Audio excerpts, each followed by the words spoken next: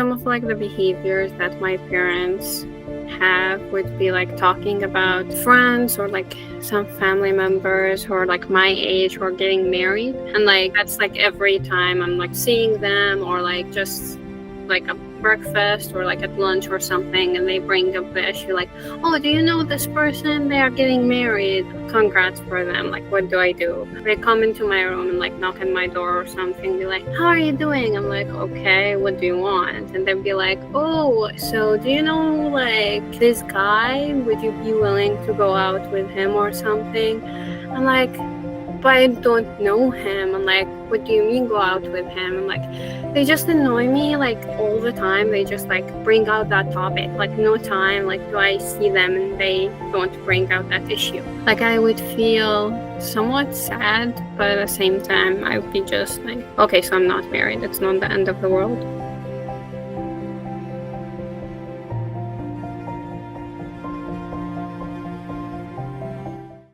Doing the role of the counselor, and the scenario is anxiety induced by parental pressure, and it's causing her distress. And we're going to pick up at the fifth or sixth meeting. Hello, Rania. How are you? I'm good. How are you? I'm very good. Picking up from our last discussion, we had homework. You were asked to identify a couple of behaviors from your parents that trigger your anxiety, as well as 2 or 3 thoughts that recur in your mind that feed the anxiety. Would you care to let me know what you've come up with? Yeah, I kind of made like a few notes on that. So some of like the behaviors that my parents have would be like talking about friends or like some family members who are like my age who are getting married, and like that's like every time I'm like seeing them or like just like a breakfast or like at lunch or something, and they bring up the issue like, oh, do you know this person, they are getting married? I'm like, congrats for them. Like, what do I do? And another would be like, they come into my room and like knock on my door or something, be like, how are you doing? I'm like, okay, what do you want? And they'd be like, oh, so do you know like this guy, would you be willing to go out with him or something? I'm like, but I don't know him. I'm like, what do you mean go out with him? I'm like, they just annoy me like all the time. They just like bring out that topic, like no time like do I see them and they don't bring out that issue. Okay, so you feel as if they're trying to influence you by referencing family, friends, and acquaintances? Yeah, like it's kind of to make me feel like, I don't know how to put this, but like inferior in a way. Like, see other people are getting married and like they're having relationships, why aren't you? Are you not interested, kind of thing? Yeah. So you feel the sense of inferiority that's coming from them. Do you feel as if it's an attempt on their part to try to influence your behavior? Yeah, definitely. Like, since even I was a kid, they always do that. Like, they always try to influence everything. Like, I don't even know how to make my own decisions sometimes. It feels like all the time I have to be asking them and like making sure they know what my decision is, what I'm doing, every single choice I make. So it feels like all the time they're trying to be like, push their nose into things. Okay, and so what you've described is kind of an implicit, strategy for them to try to motivate you. Do you guys have, direct conversations about the issue where they're able to spell out their expectations? Not really. Like, I know they're doing it for my good. Like, it's kind of what they see is good, and like what they see like something fitting for a person my age would be like doing. It's also like a cultural thing. So I like, in a way, I understand them, but at the same time, like, I want to tell them to stop, but I'm scared of hurting their feelings. Okay, so you would say that a direct conversation about this issue hasn't been tabled, and um, when we circle back to the anxiety, do you feel like there's a connection between the anxiety that you're feeling independently and the fact that these discussions weren't on the table openly for you to set boundaries and express how you feel? Um, like, do you mean if my anxiety is related to like not knowing what their expectations is, or? Right. Trying to, because you've described kind of a negative form of motivation where there's an undercurrent of shame. Look at what these other people are doing. If you're not doing it, what's wrong with you? Um, and the idea as it exists in your mind could be one of the motors for the anxiety, for the self-doubt. Um, so we should explore this. What thoughts, because it was a part of the homework, so what thoughts in your mind are recurring that are associated with the anxiety, the self-doubt, and the distress that you say you've been feeling? Mm-hmm. Yeah, so some of the thoughts would be like every time like I'm around like social settings or things, I'm like thinking, is there like somebody I know there? Because I know like they're gonna bring that topic again. So there's like worry about being like me, just constantly worried about being around other people I know, especially if they're like family friends or something. And another one would be like I'm even like scared when like talking with friends who are in a relationship, because I'm thinking, oh, what if they are telling me they're getting engaged or something? So it's not jealousy in a way, but it's like just worried that somebody's gonna bring that topic somehow. And then another one would be like just me when I'm like on my own and like sitting, even doing like schoolwork or something, and just be like, oh, I'm like still single. I'm like, would I ever find somebody who's gonna like be with me? I know I'm still young, but like at the same time there's all that pressure, so I feel like I'm pressuring myself. Okay. What I'm hearing is that there's two separate arenas where you're feeling anxiety. The first one is it seems to be familial settings, but a traditional collectivist cultural setting with your family friends, and there's a certain set of expectations which are implicit. And then the second area that I see is your internal thoughts, and maybe we should explore where the internal thoughts come from. It seems as though they're coming from the cultural, the familial setting, and now they're germinating in your mind and causing you to feel a certain way. And this is known in the field as internalization.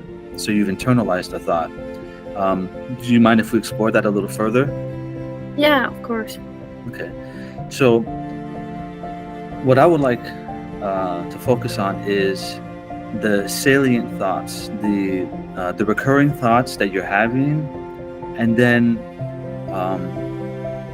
one, the emotional impact on you, how it makes you feel emotionally, and two, after you feel an emotional impact, what are you doing to kind of counteract that in your own mind? So let's just start with the internalized thoughts.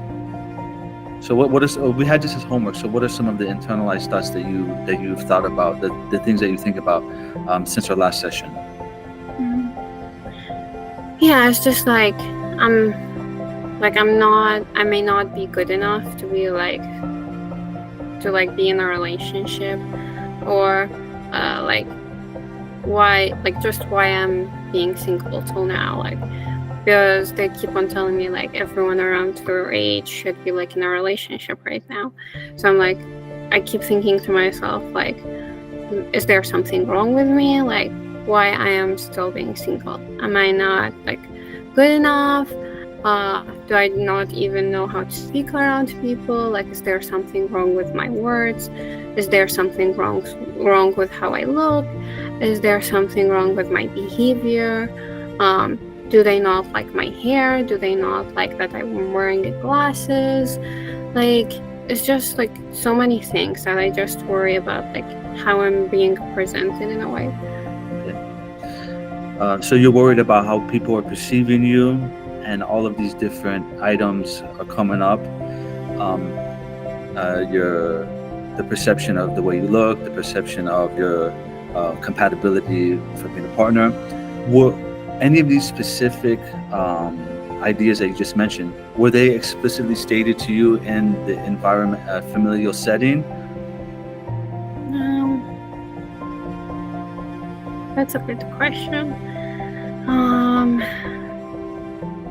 Not explicitly, but like it was emphasized a lot, like since I was a kid, for a woman to look good and like to always try to please everyone around her and like be silent, don't speak too much, but at the same time like be like behaved in a way. So if you're around people and they ask you a question, don't look too much in their face, look down just to show people that you're like being respectful. um yeah, so like I think it's just that it was emphasized a lot that I should be like perfect. Okay. Um, has the word perfect ever been used, or would because you feel like all of these different things that are implicit in the culture, that you want to display them, and you wanted people to see that you're displaying them doing well. Was it ever mentioned explicitly to you, or is this part of your processing of the cultural norms? um Honestly, I don't remember if like the word was explicitly used. I just remember that like things not being good enough, like you should strive for more and more and more. Like even when in my schoolwork or things, like if I got 98, that's not good enough. 100 is perfect. 100 you should get. Same thing if your hair is like there's one hair flying out kind of thing, that's not good enough. Like you should try to keep it straight and you should try to keep it looking shiny and things. The same time, if you're like there's a wrinkle in your clothes, that's not good. Like you should always keep your clothes tidy and everything. um so I don't remember if like the word was explicitly used. It's just that things were never good enough. Okay.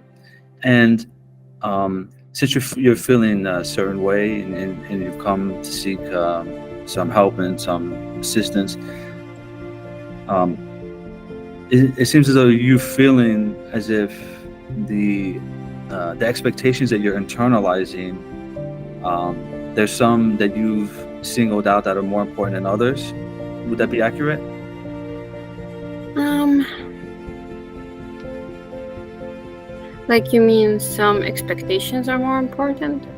Yeah, the expectation to do well in school, the expectation to have social niceties, to not look at people directly.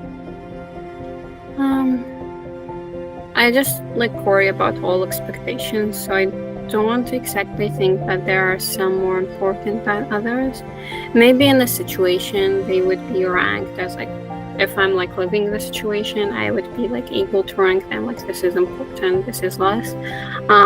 But thinking right now about them all, they all seem important to me. Okay. Yeah. So, in a specific circumstances, you're able to itemize and detail and rank the expectations. Probably since you're thinking about them, that demonstrates to us that they are important to you because they're salient. You think about them. If they weren't important, you wouldn't think about them.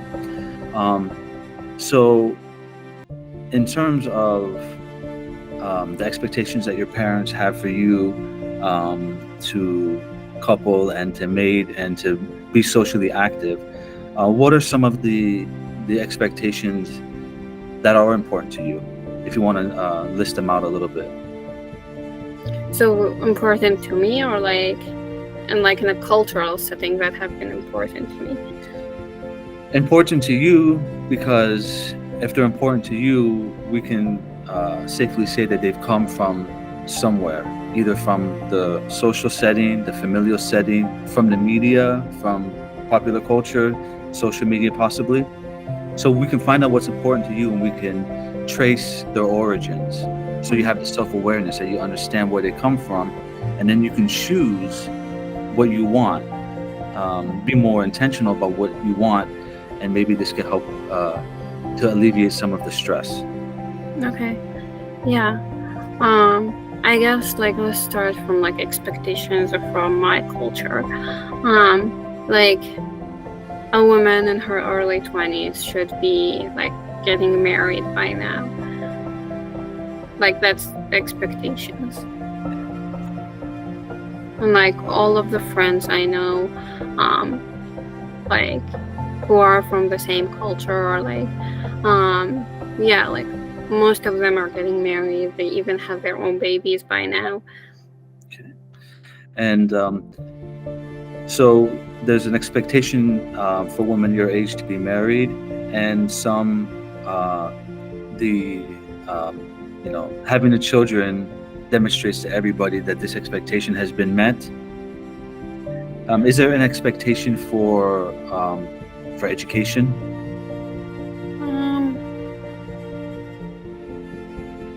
From a culture point of view, not explicitly. Like you should be educated, but like it doesn't specifically matter like what's your education. Okay. And for you, how so we mentioned the things that are important to you. You mentioned marriage first and education second, and I know that you're presently doing your internship and that you're getting the licensure requirements taken care of. So where would you place educational and career attainment vis-a-vis the expectation to be married and have a kid at this age? Like to me, always family comes first, and like marriage has always been like the first thing. But I never compared it to like school. I always thought like they're like school is important, marriage and family is important. Like I never thought about like putting one before another. Okay. And so going back to our model, you feel that family and marriage is important to you subjectively, and this is considered an internalized thought. How does it make you feel? What are your immediate emotional reactions to the image in your head of being married and the image of your head not being married, and emotions? If you, what are the emotions that come out? Like thinking about being married, like my emotions would be, oh, like I'm happy, and like my family is happy, so I'm like everything is okay kind of thing.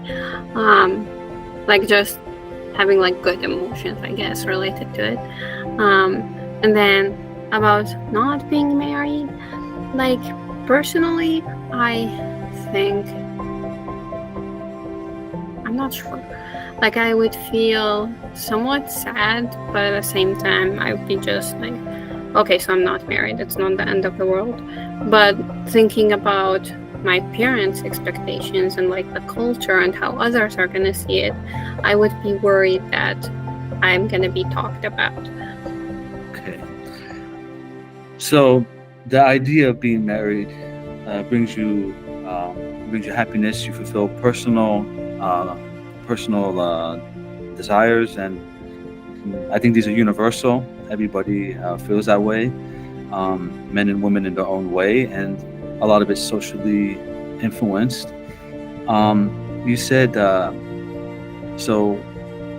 You said that the idea of not being married it kind of bothers you, but you said it's not the end of the world. Hmm. So this seems like your way of dealing with it.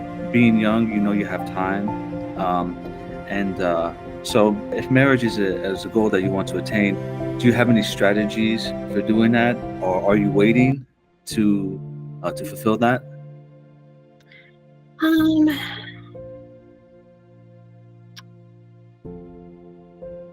like in terms of like ways, I'm just like trying to meet guys and like uh going on dates and things like that. Um, and sometimes like I just worry that I'm like rushing into things, so I just feel like, okay, maybe I let this guy go because maybe I'm just rushing into things. Um, so like in a way I'm like trying to, but at the same time like I'm afraid in a way. Okay. So you're making an attempt to make connections, and it seems as though you're monitoring your progress, you're monitoring yourself, you're understanding your preferences, and you're seeing, um, you've seen certain fears that are coming out. Um, I think this is the dilemma of dating and coupling in the individualistic society in the modern world. Um, uh, we talked about your background is a collectivist, and where a lot of these decisions are made for you or in cooperation with somebody else. Um, have you thought? So, are you? What is is your strategy to find on your own? Have you thought about soliciting help from your parents or your uncles or family members? Um, I don't like asking family members for it because like what they see fit for a guy is not what I see fit for a guy. Like their qualifications, like how they see qualifications would be like, oh, he has a job. That's it. How I see it, and like, does he look good? Um, what's his like faith like? What his like morals like? Um, is he the kind of person who is committed? Is he a person to trust? Is he like I don't know, like does he have friends, for example? Is he like social? And yeah, does he have a job? Yes. Who doesn't want a person who has a job? Um, yeah, things like that. Like, does he dress well? Um, does he seem like, in his words, like, does he speak in a way that seems like he's attentive and like he's respectful of the other person? So there's so many things for me that I look for, but that's why like I don't like asking others for it, like or like putting a note out, like being, oh, do you have somebody? It feels like I'm advertising myself. Okay. So you have practical considerations, practical criteria, and then you have some romantic criteria. Essentially, you want your partner or the person that you're looking at to have a good presence. I would consider the the aspect of faith to be a romantic aspect, because faith is something that unites people, and it helps build the bonds, and it's a romantic thing. It's also practical. So it seems as though you have done a lot of work. Mhm. Yeah, like I just think about it a lot, like what I see my future, like the future person that I'm gonna be with, and like what he's gonna look like, and all of that. Um, and I think like it's just something that I thought about since I was a kid, like imagining that the future would be like I get married and have kids, and like I'm gonna be like the happily after kind of like Disney's movie and like things like that. Um, yeah, I guess I do think about it a lot. Okay. So it is important for you, irrespective of your parents. Your parents partying, even if it didn't prod, it would still be important to you. Something that you think about. Um, yeah, like I guess my parents, like what they see, like for my future is also part of it because that's just how I was raised, I guess. Okay. So we've come a long way. We've talked about your anxiety. We've talked about internalized thoughts. You've shared with me, and I appreciate it, a lot of your personal feelings and a lot of your expectations for yourself. Um, so, in order to prepare ourselves for our next session, maybe we can think about, we can review, since you had made an attempt to meet guys and to go out with them. We can review some of that so that we can more clearly define what your criteria is, in terms of, in order to get more self-awareness, and it always helps with such big decisions.